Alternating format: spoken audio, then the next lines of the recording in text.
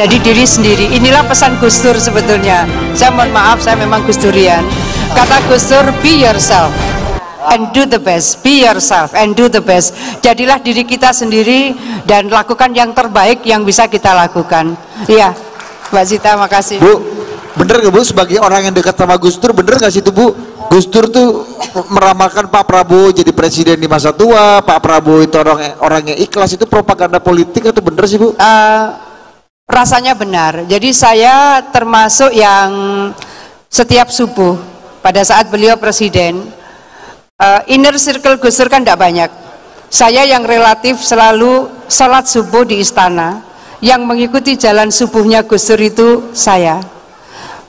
Begitu juga setelah beliau selesai dari tugas kepresidenan, saya termasuk yang relatif paling rutin menemani beliau.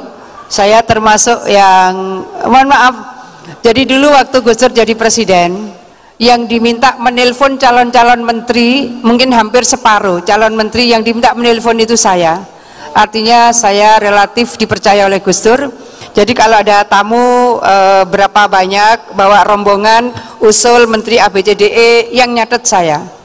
Setelah itu tamu lagi yang nyatet saya. Malam sudah selesai tamu, saya kemudian mendiskusikan dengan Gus Dur dari catatan saya. Besok lagi ada tamu lagi yang mencalonkan ABCDE, saya yang menemani. Bukan apa-apa, sederhana, karena yang bisa ngetik saya.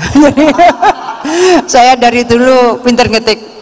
Jadi kalau ada pertemuan para tokoh-tokoh nasional, ada Pak Amin Rais, ada Bu Mega, ada Pak Akbar Tanjung, ya, kemudian Gus Dur.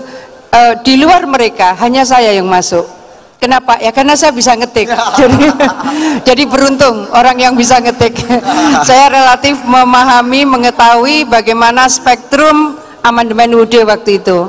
Karena saya mohon maaf bagi seluruh Bapak sekalian, negara ini telah melakukan amandemen UUD 45 tanpa akademik draft, Padahal untuk bisa merubah perda saja Mbak Zita, lalu undang tanpa akademik draft, saya pelakunya tanpa akademik draft. Nah pada saat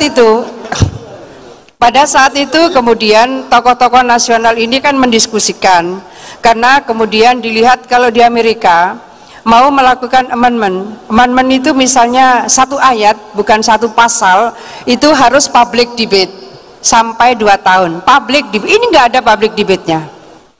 Berikutnya kalau di Australia mau melakukan amendment satu ayat bukan satu ayat itu harus referendum.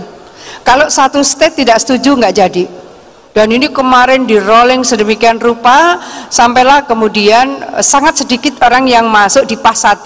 Saya masuk kategori di situ. Orang santri bilang saya kategori as-sabiqunal awwalun, kelompok pertama yang ikut proses pembahasan. Betapa kemudian yang satu ini ingin proses parliamentary, satu ingin presidensial, dan seterusnya diskusi. Akhirnya saya menyampaikan, mungkin di Suara TV kabel masih ada dokumen itu, saya yang menyampaikan. Karena saya sudah DPR kan, berarti saya, jadi kalau sebuah RUU harus akademik draft, ini sama sekali nggak ada legal draftingnya. Maka saya bilang begini, di ruangan ini yang membahas amandemen pertama ya ini, tidak ada pakar hukum tata negara, tidak ada. Ada Prof. Sahitape itu pakar hukum pidana, sayalah yang kemudian mengusulkan. Kan masih ada Profesor Dr. Ismail Sunni, kan masih ada Profesor Dr. Ruslan Abdul Ghani, saya satu-satunya yang mengusulkan. Karena ini adalah sebuah konstitusi, ini adalah bagian dari rule of law dari seluruh proses kehidupan ketatanegaraan kita. Akhirnya kemudian disepakati, diundanglah Profesor Ruslan Abdul Ghani, diundanglah Profesor Ismail Sunni, baru kemudian ada semacam komisi konstitusi yang melakukan pendampingan dari tim amandemen UUD. Jadi izin Pak Ketum, saya termasuk kategori as-sabiqunal awwalun. Jadi proses bukan kita anti amandemen, jadi proses amandemen pertama itu memang tanpa akademik draft. Baru pada proses berikutnya ada pendampingan.